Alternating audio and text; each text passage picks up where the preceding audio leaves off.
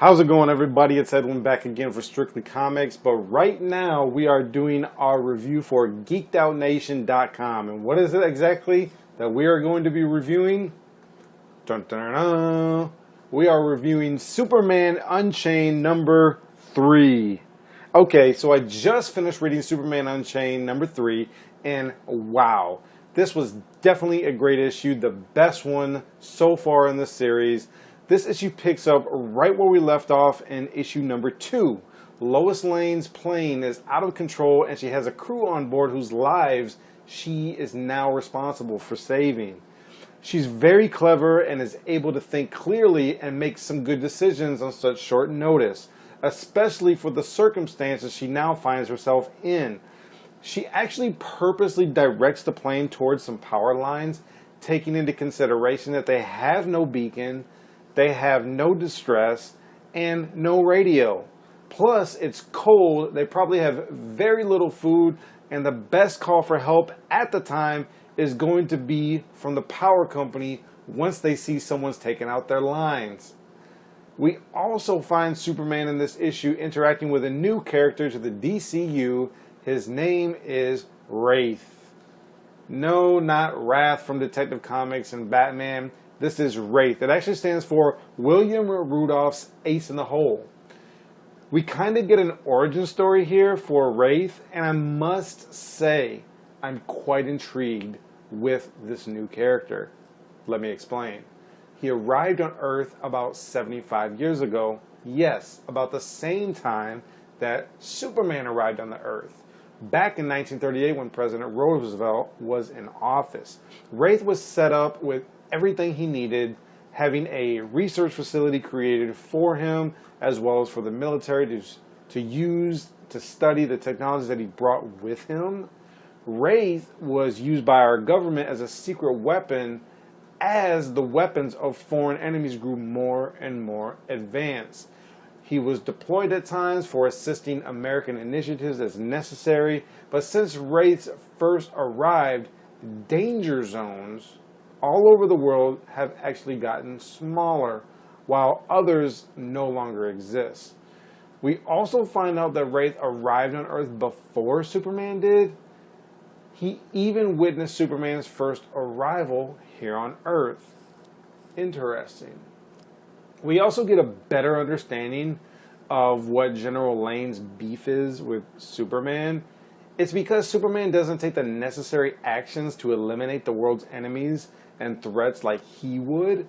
Instead, he explains how Superman would rather make people happy and seek their praises rather than making the tough decisions. Finally, Superman and Wraith become allies at the end, and they fight side by side against a common threat in Tokyo. But there's a twist at the very end, and we'll just have to see how the rest of that issue turns out in upcoming comics. Pros about the comic book. I liked how Superman and Wraith became allies.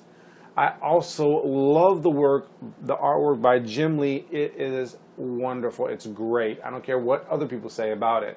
The story was great with an origin story and character development with a brand new character to the DC universe.